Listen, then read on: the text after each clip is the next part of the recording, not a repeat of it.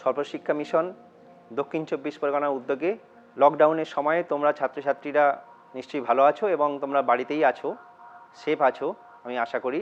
এবং এই সময়ে তোমাদের লেখাপড়া ডাইরেক্ট যে ইন্টারাকশান টিচারদের সাথে হয় ক্লাসে বসে, সেটা হয়তো তোমাদের হচ্ছে না এবং কিছুটা সিলেবাস নিয়েও তোমাদের চিন্তা আছে।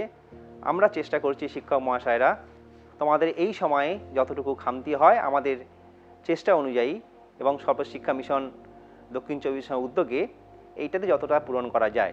এবং আমি অমিতাভ মজুমদার, প্রধান শিক্ষক, পাতপুকুর হাই স্কুল, জয়নগর ব্লক।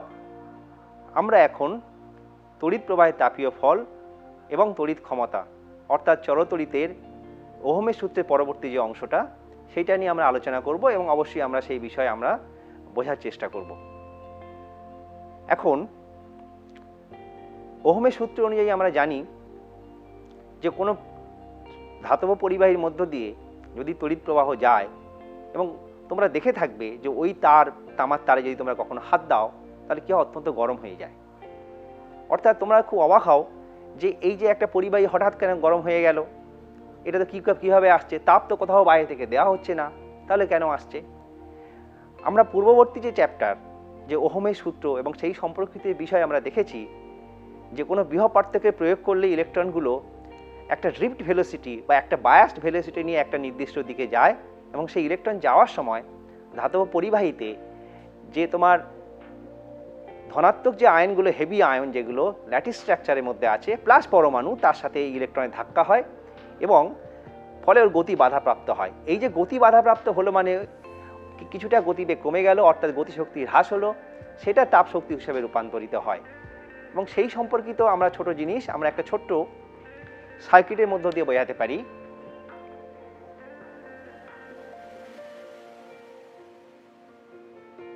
এইটা এ বিন্দু, বি। আমরা তো ওহমের সূত্র এই চ্যাপ্টারটাতে পড়েছি যে ভি বিভব পার্থক্যের মধ্য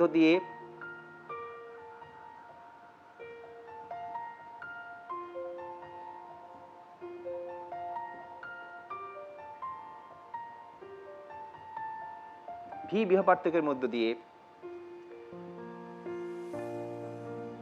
কিউ আধান টি সময় ধরে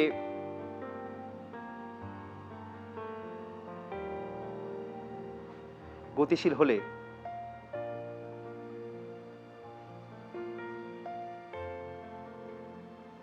কৃতকার্য ডব্লিউ ইকুয়াল টু আমরা জেনেছি কিউ ইন্টু ভি।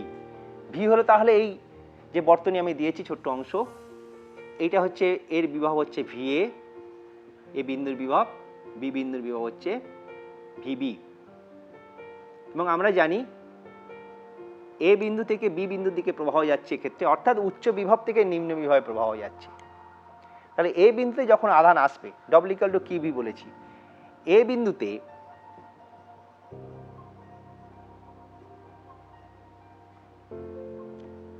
কিউ আধানের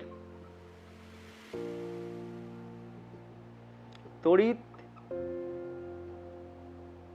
স্থিতিশক্তি কিউ ভিবি। একইভাবে বি বিন্দুতে কিউ আধানের তড়িৎ স্থিতিশক্তি কিউ ভিবি। যেহেতু ভিএ গ্রেটার দ্যান ভিবি, অতএব স্থিতিশক্তির হ্রাস কি হচ্ছে?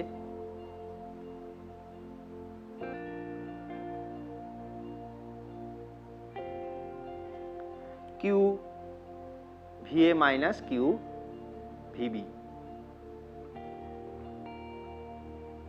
এই ভিএ মাইনাস ভিবি এই বিভব পার্থক্যটাকে যদি ভি ধরি তাহলে কিউ ভি। তাহলে এই যে স্থিতিশক্তির হ্রাস হলো, এই শক্তিটা কোথায় রূপান্তরিত হলো?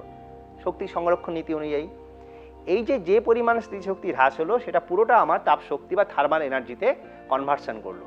যখনই থার্মাল এনার্জিতে এইটা কনভার্ট করে যাচ্ছে তখন দেখা যাচ্ছে যে রোধের এইটুকু অংশটা খুব গরম হয়ে গেছে। এখন তোমাদের অনেক প্রশ্ন থাকে যে স্যার যে রোধের এইটুকু অংশ এভাবে দেখাচ্ছেন, বাকি অংশগুলি কি রোধ নেই? এই অংশটা আগের চ্যাপ্টারে বলার কথা, সেটা হচ্ছে যে কিছু কিছু ধাতু দিয়ে, সংকর ধাতু দিয়ে আমরা এই সমস্ত পরিবাহী বানাই, যেমন কনস্ট্যান্টাইন বা ম্যাঙ্গানিন। এগুলোর যে রোধাঙ্ক উষ্ণতা বাড়ার সাথে সাথে খুব একটা পরিবর্তন হয় না, ফলে এগুলো রোধকে খুব বেশি ধরাও হয় না, যেহেতু খুব সরু তার এক্ষেত্রে ব্যবহার করা হয়। তাহলে এই যে স্থিতিশক্তি হ্রাস হলো, এইটা তাপ শক্তিতে রূপান্তরিত হলো। অর্থাৎ এক্ষেত্রে যে তাপ শক্তি উৎপন্ন হলো, এইচ ইকুয়াল টু কি লিখতে পারি আমরা, QV. H equal to QV.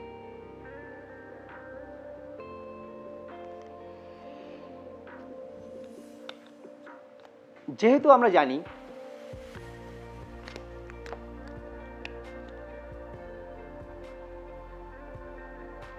Q by টি সমান কত, আই,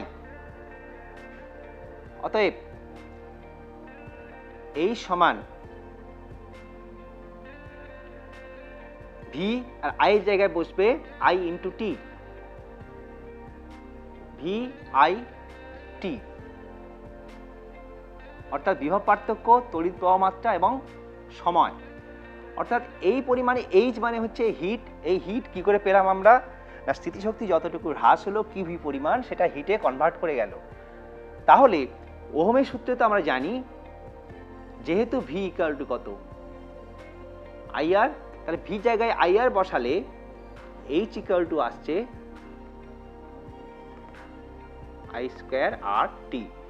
অর্থাৎ এই সূত্রটা বিজ্ঞানী জুল ইন্ট্রোডিউস করেন এবং সেটা পেলাম আমরা এই যুক্তি থেকে, যে যখন পরিবাহীর মধ্য দিয়ে যখন আমার ইলেকট্রন প্রবাহিত হবে এবং সেটা রোধের জন্য সেই যে বাধাপ্রাপ্ত হবে ইলেকট্রনের প্রবাহটা, যেটা পরিবাহী ধর্মীয় যে রোধ তার জন্য বাধাপ্রাপ্ত হবে, সেই বাধার ফলে যে শক্তির হ্রাস হয়, অর্থাৎ এখানে আমরা দেখালাম স্থিতিশক্তির হ্রাস হয়, সেই স্থিতিশক্তিতে রূপান্তরিত হয় তাপ শক্তিতে, এবং যথারীতি পেলাম আমরা এই সমান আই স্কোয়ার আর টি। অর্থাৎ এখান থেকে আমার জুলের তড়িৎ প্রবাহে তাপীয় ফলে যে তিনটে সূত্র, সেই তিনটে সূত্র এখান থেকেই আমরা বলতে পারি। তাহলে যথেষ্ট যুক্তি আছে যে কেন তড়িৎ প্রবাহ হলে কোনো পরিবাহী উত্তপ্ত হয়ে যায়। তাহলে এক্ষেত্রে দেখা যাচ্ছে জুলের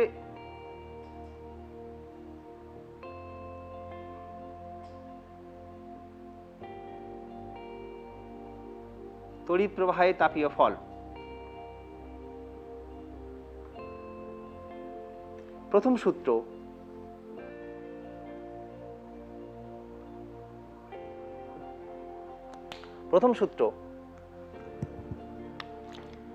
কোন পরিবাহীর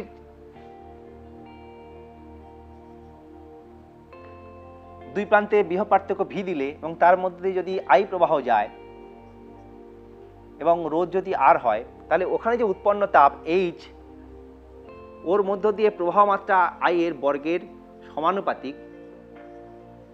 যখন আই ও টি স্থির, অর্থাৎ কি করে এই ফর্মুলাটা এলো তার যুক্তিটা আমরা আগে দেখিয়েছি, সেই অনুযায়ী এই তিনটে সূত্র এখানে ফর্মুলেশন হচ্ছে। দ্বিতীয় সূত্র,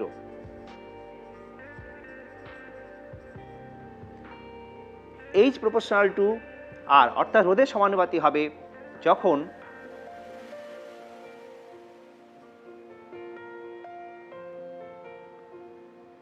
এটা আর হবে H proportional to I square, যখন আর ও টি স্থির।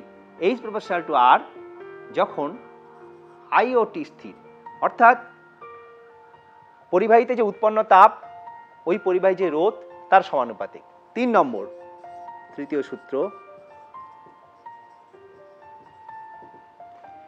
এই সমানুপাতিক টি যখন আই ও আর স্থির, অর্থাৎ কোনো বর্তনীর যদি তার মধ্য দিয়ে তড়িৎ প্রবাহ মাত্রা এবং ওই বর্তনীর যে মোট রোধ সেটা যদি স্থির বা অপরিবর্তিত থাকে, তাহলে ওই পরিবাহীতে যে উৎপন্ন তাপ রোধে তা যতক্ষণ ধরে তড়িৎ প্রবাহ চলবে সেই সময়কালের সমানুপাতিক।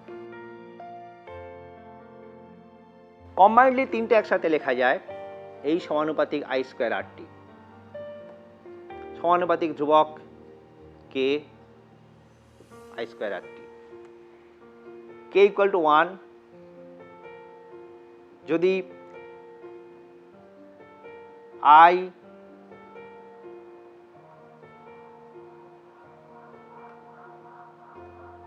One ampere, R 1 ohm,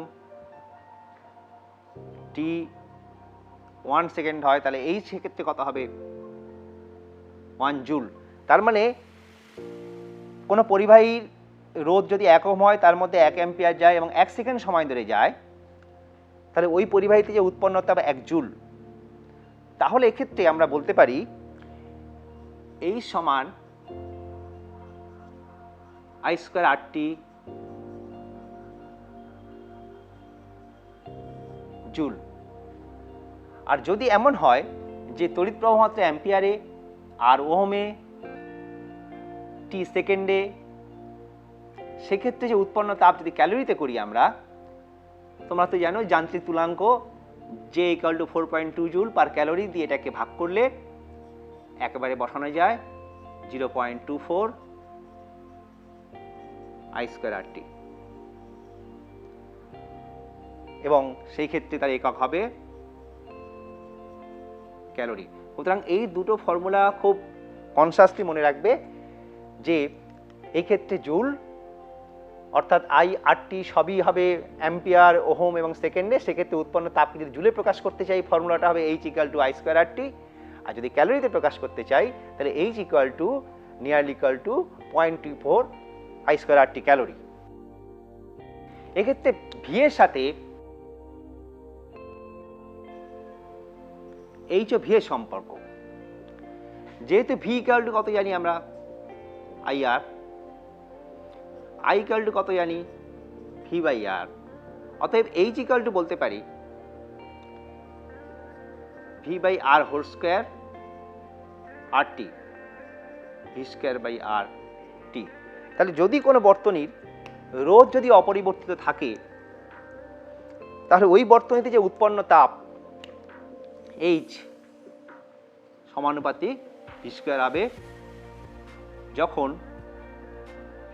R ও T স্থির। সুতরাং আমরা আগে পেয়েছিলাম H সমানুপাতিক R² যখন R ও T স্থির, এক্ষেত্রে পেলাম H সমানুপাতিক V²। সুতরাং দুই প্রান্তের মধ্যে বিভব পার্থক্য তার বর্গের কি হচ্ছে এক্ষেত্রে সমানুপাতিক হবে। এখন এই যে উৎপন্ন তাপ তার কিছু ব্যবহারিক প্রয়োগ আছে, নাহলে তড়িৎ প্রবাহের তাপীয় ফল এই জিনিসটা আমরা এত যত্ন করে পড়বো কেন? তার তাপীয় ফল হচ্ছে এই যে তড়িৎ প্রবাহের তাপীয় ফল তার ব্যবহারিক প্রয়োগ হচ্ছে আমার ইলেকট্রিক হিটার।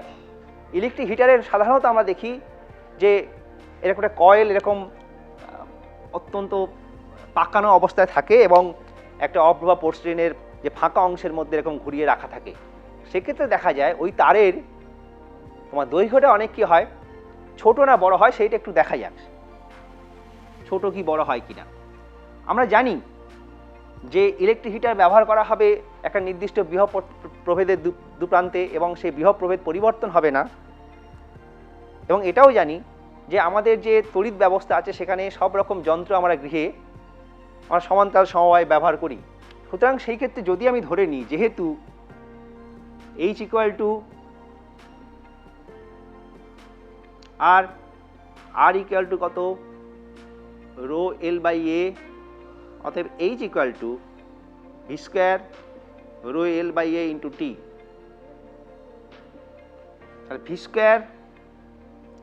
A/ρL × T। এই ফর্মুলাটা থেকে দেখা যাচ্ছে যে যদি L এর মান কম হয় তাহলে H এর মান বেশি হবে। তাহলে L এর মান যদি ছোট হতে হয় তার মানে আমরা হিটারে নিশ্চয়ই তারের দৈর্ঘ্য কম রাখি। L এর মান কি হয় এক্ষেত্রে যদি আমার কম হয় তাহলে H এর মানটা এক্ষেত্রে কি হবে, বাড়বে, এবং H এর ক্ষেত্রে বাড়বে। কিন্তু আমরা বেশি তারের দৈর্ঘ্য কেন রাখি? একটু বেশি রাখি তার কারণ হচ্ছে যেহেতু তাপটা বাইরে বেরিয়ে আসবে অর্থাৎ তাপ সঞ্চালিত হবে, সুতরাং বেশি তারের দৈর্ঘ্য রাখলে ওর পৃষ্ঠতলের ক্ষেত্রফলটা অনেক বেশি হয়, ফলে সহজে তাপ বেরিয়ে আসে। এবং আমরা যে হাই টেনশন তারে যে দেখি অনেকটা পাকানো থাকে তারগুলো, সেক্ষেত্রে আমরা দেখি যে পাকানো থাকা অবস্থায় ওর বাইরের পৃষ্ঠের ক্ষেত্রফলটা অনেক বেশি হয়, ফলে ওই তারে রোধ কম হওয়া সত্ত্বেও সহজে তাপ যে উৎপন্ন সেটা বাইরে বেরিয়ে আসতে পারে, ফলে উষ্ণতার খুব বেশি বৃদ্ধি হয় না। এটাতে একটা ব্যবহারিক প্রয়োগ গেল। আরও অনেক ব্যবহারিক প্রয়োগ আছে। সেক্ষেত্রে নাইক্রোম তার আমরা ব্যবহার করি, কারণ নাইক্রোম তাদের রোধাঙ্ক অনেক বেশি, গলনাঙ্ক অনেক বেশি উচ্চ। এইসব কারণে আমরা নাইক্রোম তারকে কি করি না এই ব্যবহারিক ক্ষেত্রে আমরা এই ক্ষেত্রে প্রয়োগ করতে থাকি। এবং দেখা যায় যে উচ্চ তাপমাত্রায় এই নাইক্রোম তারের কোনো রাসায়নিক বিক্রিয়ায় কোনো ক্ষয়ক্ষতিও হয় না। এবারে পরবর্তী অংশে যেটা আমরা যাব সেটা হচ্ছে তড়িৎ ক্ষমতা।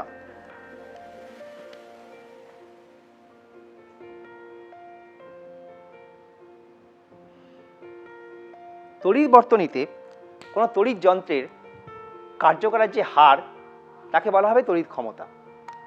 আমরা তো জানি যে কোনো একটা পরিবাহীর মধ্য দিয়ে যদি কিউ আধান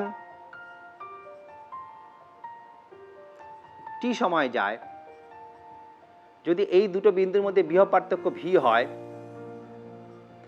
তাহলে টি সময়ে কার্য বা উৎপন্ন তাপ, এই কার্য যদি সম্পূর্ণরূপে তাপে রূপান্তরিত হয়, কিউ ইন্টু কত হবে ভি। অতএব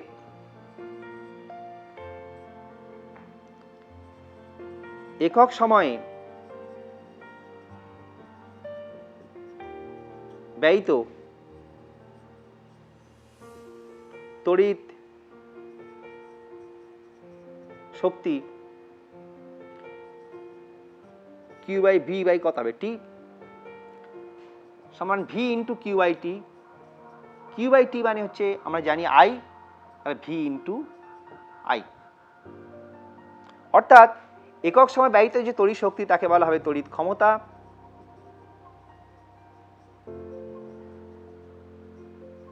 এবং আমরা জানি যে যেহেতু কিউভিটা জুল এককে প্রকাশ করা হয় যদি এক্ষেত্রে, তাহলে ব্যয়িত যে ক্ষমতা সেটা হবে কি, তার একক কি হবে ওয়াট।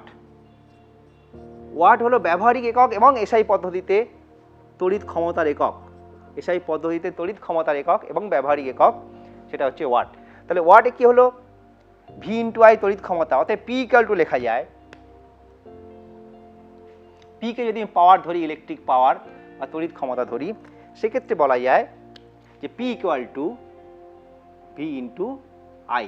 অর্থাৎ যদি 1 ওয়াটের সংজ্ঞা দিই এখান থেকে তড়িৎ ক্ষমতা 1 ওয়াট,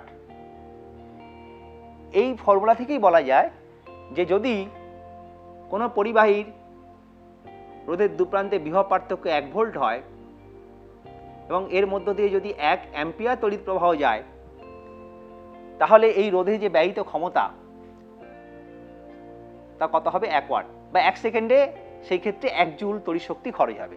তাহলে কি বললাম, কোনো পরিবাহীর মধ্য দিয়ে তড়িৎ প্রবাহ হওয়ার সময় তার দুই প্রান্তের মধ্যে যদি বিভব পার্থক্য 1 ভোল্ট হয় এবং তার মধ্য দিয়ে 1 অ্যাম্পিয়ার তড়িৎ যায়, অর্থাৎ যদি 1 সেকেন্ডে 1 কুলম্ব আধান যাওয়ার ফলে তড়িৎ শক্তি 1 জুল খরচ হয়, তাহলে সেক্ষেত্রে 1 ওয়াট সমান লেখা যায় 1 ভোল্ট ইন্টু 1 অ্যাম্পিয়ার। তাহলে ওয়াট ইকুয়াল টু তড়িৎ ক্ষমতা ওয়াট সমান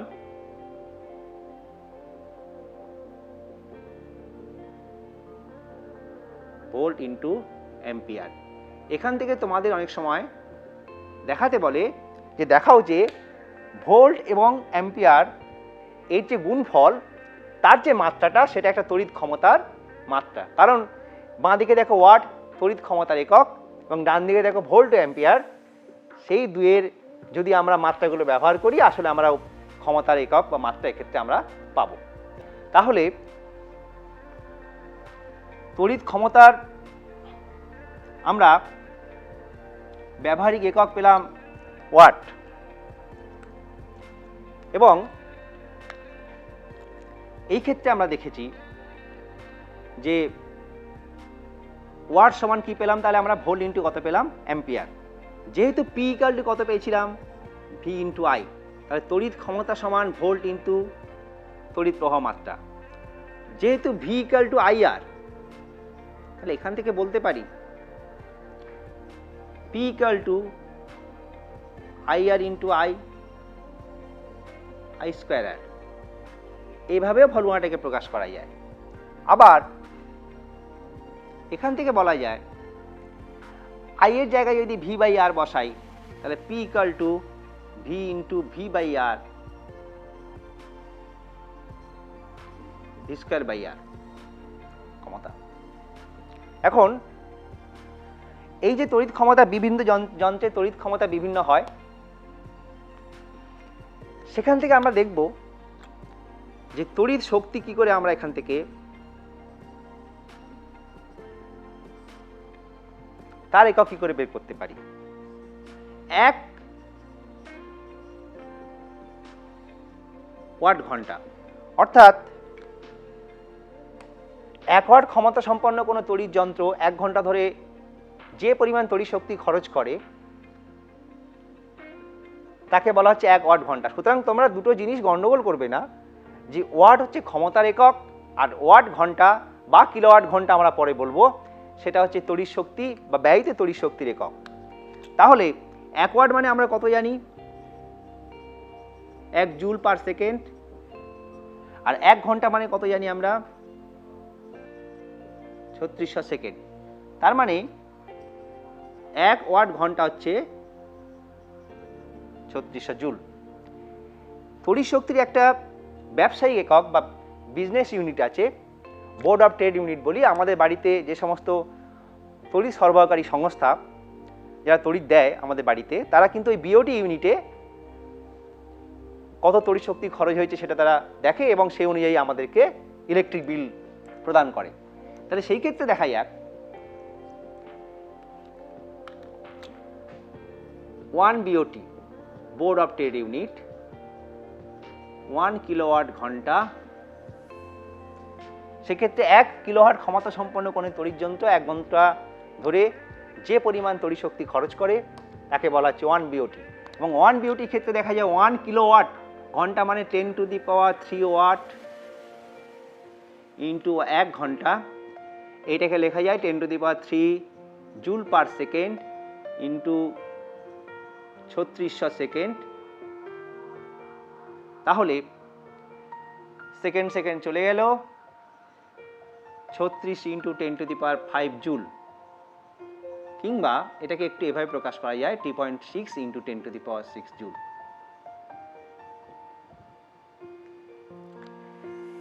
এই সম্পর্কিত তড়িৎ শক্তি তাহলে কি হলো? ওয়াট ঘন্টা হলো তড়িৎ শক্তির একক, কিলোওয়াট ঘন্টা হলো বা বিওটি ইউনিট হলো ব্যবসায়ী একক বা BOT board of trade unit. এখান থেকে তড়িৎ শক্তি আমরা কত তড়িৎ শক্তি খরচ হয়েছে সেইটা আমরা এখান থেকে ব্যবহার করতে পারি এবং এই ইউনিটে আমরা সবসময় সেক্ষেত্রে কী করি? প্রকাশ করি। এখন আমরা যে সমস্ত বাল্ব ব্যবহার করি বা তড়িৎ যন্ত্র ব্যবহার করি সেখানে রেটিং দেওয়া থাকে 220 ভোল্ট 60 ওয়াট রেটিং। অর্থাৎ 60 ওয়াটেজ, তার মানে এই কথাটার মানে তোমরা দেখবে যে বিভিন্ন যন্ত্রের গায়ে লেখা থাকে, অর্থাৎ ওই যন্ত্রটাকে 220 ভোল্ট এই তড়িৎ উৎসের সাথে যোগ করতে হবে এবং ওই যে বাতিটা যদি ধরি বা তড়িৎ যন্ত্র, সে প্রতি সেকেন্ডে 60 জুল খরচ করবে এবং ম্যাক্সিমাম অর্থাৎ সর্বোচ্চ উজ্জ্বল অবস্থায় ওই বাল্বটি কিন্তু জ্বলবে। অর্থাৎ আমরা আগে বলেছিলাম যে বাড়িতে যে তড়িৎ ব্যবস্থা করা হয় তার সব তড়িৎ যন্ত্রগুলো সমান্তরাল সমবায়ে যুক্ত করা হয়, যাতে করে প্রতিটা যন্ত্র তার সর্বোচ্চ বিভবটা পায়, বিভবে যাতে পরিবর্তন না হয় তার দুই প্রান্তে। তাহলে এই যে ওয়াট রেটিং করা থাকে, রেটিংয়ের ক্ষেত্রে 220 ভোল্টের উৎসের সাথে যোগ করতে হবে ওই বাল্বটাকে। ওই বাল্ব প্রতি সেকেন্ডে 60 জুল তড়িৎ শক্তি খরচ করবে এবং সেটাই হবে ওর সর্বাধিক। তার মানে আমি এক্ষেত্রে যদি আমাকে বলা হয় এই জায়গা থেকে যে তুমি এই বাল্বের রোধ কত, এর মধ্যে দিয়ে কত তড়িৎ প্রবাহ হয় বের করো। তুমি তো জানো, একটু আগে আমরা বলেছি পি ইকুয়াল টু কত হয়? ভিআই। পি এর মান কত? 60, ভি কত? 200 ইন্টু আই। অতএব আই ইকুয়াল টু হলো 60/200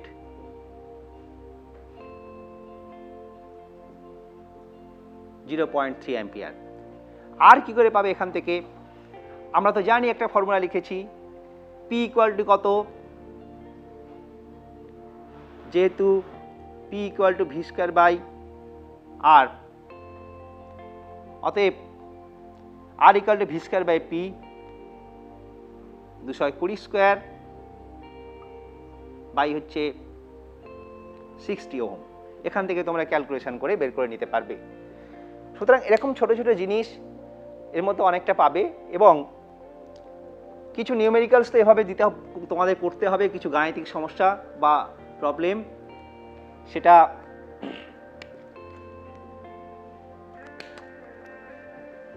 ধরো এই একটা বর্তনী,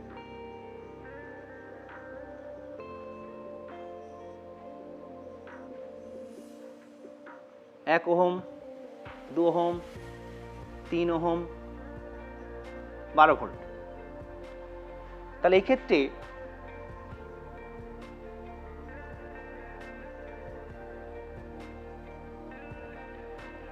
এই বর্তনীর মধ্যে প্লাস, এটাকে প্লাস দেখায়, এটা মাইনাস দেখায়। আমরা বলেছি যে ব্যাটারি সিম্বল এভাবে দেখানো হয়, তো আর তড়িৎ কোষের সিম্বল। সেই ক্ষেত্রে প্লাস থেকে মাইনাসের দিকে যে প্রবাহটা যায় সেটা আই। তাহলে প্রতিটা রোধে কত তাপ উৎপন্ন হবে? একটু আগে আমরা বলছিলাম যে রোধের, বিশেষ করে আমরা ওহমের সূত্রে যে রোধের সমবায় পড়েছি, সেখানে দেখো এই রোধ তিনটে একজনের শেষ প্রান্ত অন্যজনের প্রথম প্রান্তের সাথে যুক্ত হয়ে আছে, অর্থাৎ এটা তিনটে রোধ শ্রেণী সমবায়। তাহলে এখন এই দুটো প্রান্তের মধ্যে যদি আমি কত রোধ হয় সেটা আগে বের করব। শ্রেণী সমবায় যেহেতু তুল্য রোধ কত হবে? 1 + 2 + 3 তুল্য। তাহলে এখান থেকে বর্তনীটা ছোট্ট হয়ে এরকম দেখতে এলো, 6 ওহম, 12 ভোল্ট। তাহলে তড়িৎ প্রবাহ মাত্রা কত হবে? যেহেতু I = কত জানি? V/R। তাহলে V হচ্ছে 12, এইটা হচ্ছে 6, অর্থাৎ 2 অ্যাম্পিয়ার। এখন এই 2 অ্যাম্পিয়ারটা যেটা পেলাম, প্রতিটার মধ্য দিয়ে একই প্রবাহ যাবে। তাহলে 1 ওহমে যে তাপ উৎপন্ন হবে সেটাকে যদি আমি H1 ধরে নিই, 2 ওহমে যদি H2 ধরে নিই, H3, তাহলে সেই ক্ষেত্রে বলা যায় H1 সমান I² 1 মানে 2² × 1 মানে 4 জুল, H2 2²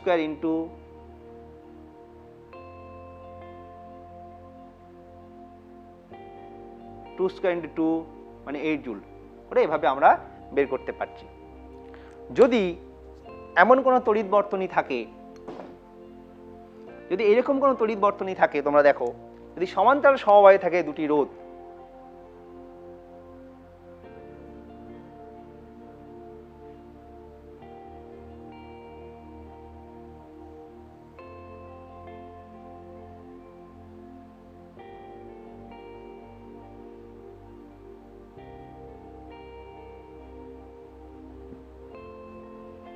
তাহলে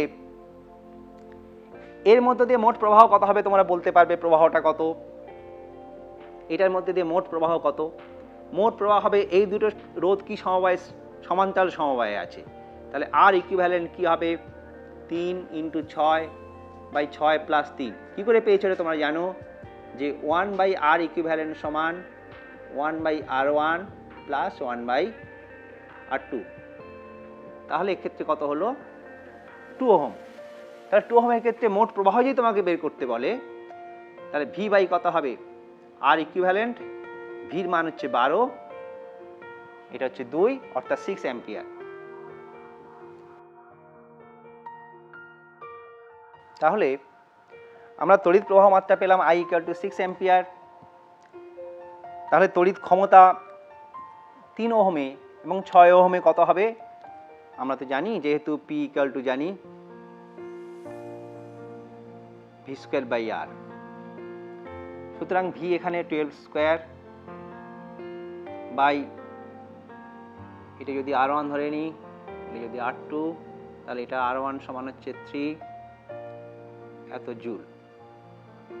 ক্যালকুলেশন তোমরা করে নেবে। একইভাবে P2 সমান V² কত হবে? R2 12²/6 joule per second. এটা ওয়াট, সরি এটা ওয়াট, এটাও জুল পার সেকেন্ড। এখন আমরা এইটা বলেছি যে যে সমস্ত তড়িৎ যন্ত্রগুলো যেগুলো আমরা ব্যবহার করছি, সেগুলো আমাদের যে গৃহের যে তড়িৎ ব্যবস্থা আছে সমান্তরাল সমবায়ে ব্যবহার করি। এখন যদি আমরা দুটি বাল্ব, একজনের একটির ক্ষমতা 60 ওয়াট,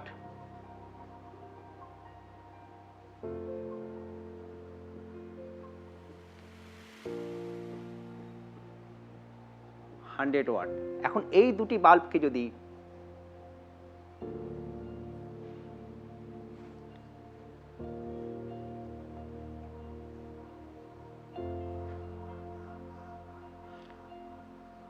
শ্রেণী সমবায়ে যোগ করি, এদের তো রেটিং এভাবে দেওয়া, শ্রেণী সমবায় যোগ করলে,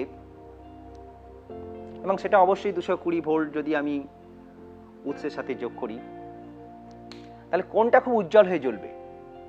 সেই ক্ষেত্রে দুজনের এর রোধ R1 ধরে নিচ্ছে, এর রোধ কত R2।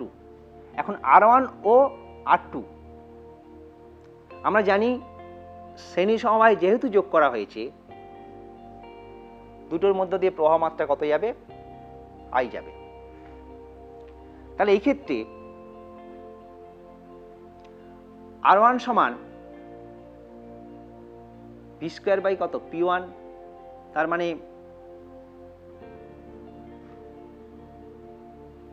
60 এত ওয়াট, সরি এত ohm. R2 V square by P2,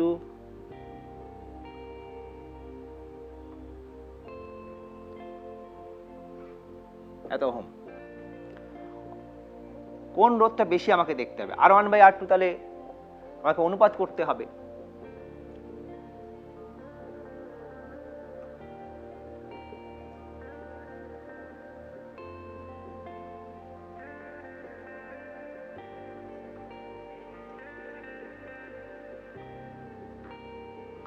তাহলে দেখা যাচ্ছে R1 বাই R2 এই দুটো রোধের যে অনুপাত 5/3, অর্থাৎ এক্ষেত্রে বলা যায় R1 গ্রেটার দেন কত হচ্ছে R2, অর্থাৎ এই রোধটা বেশি। কিন্তু এক্ষেত্রে আমরা দেখেছিলাম যেভাবে রেটিং করা ছিল এই দুটো বাল্বে, এই দুটো বাল্ব যদি 220 ভোল্টের সাথে যদি ওরা ইউজ হতো, তাহলে এ প্রতি সেকেন্ডে 60 জুল, এ প্রতি সেকেন্ডে 100 জুল, অর্থাৎ দ্বিতীয় বাল্বটা খুব বেশি উজ্জ্বল হয়ে জ্বলতো যদি ওরা গৃহের ব্যবস্থায়, তড়িৎ ব্যবস্থায় যেভাবে সমান্তরাল সমবায় যুক্ত থাকে সেভাবে যদি যুক্ত করা হতো আলাদা আলাদা করে 220 ভোল্টের সাথে। কিন্তু শ্রেণী সমবায় থাকার পর দেখা যাচ্ছে যে এই গাণিতিক বিশ্লেষণ দিয়ে যে R1 গ্রেটার দেন R2 আসছে, অর্থাৎ এই রোধটা এই রোধের থেকে বেশি। আবার যেহেতু শ্রেণী সমবায় আছে, সুতরাং P1 সমান শ্রেণী সমবায়ের ক্ষেত্রে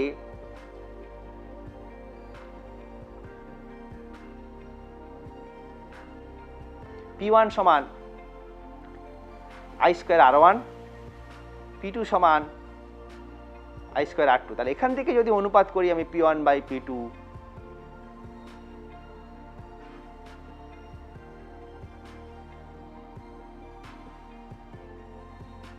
R1 বাই কত আসছে R2। যেহেতু আমরা দেখিয়েছি যে R1টা R2 থেকে বড়, সুতরাং P1 গ্রেটার দেন কত আসছে P2 আসছে, অর্থাৎ সেই ক্ষেত্রে এই প্রথম বাল্বটি যেটা আসলে রেটিং লেখা আছে 60 ওয়াট, কিন্তু সেটা শ্রেণী সমবায় যোগ হওয়ার জন্য দ্বিতীয় বাল্ব যার ওয়াট 100 ওয়াট হয় তার থেকে আরো কি উজ্জ্বল হয়ে জ্বলবে যদি দুটো বাল্বকে আমরা এক্ষেত্রে শ্রেণী সমবায়ে যোগ করতে পারি। এটা তো একটা সুন্দর জিনিস, একটা যে সুতরাং আমরা সবসময় চেষ্টা করব কোনো যন্ত্রকে বাড়িতে যেভাবে সমান্তরাল সমবায় থাকে সেই ব্যবস্থায় আমাদেরকে যোগ করার জন্য।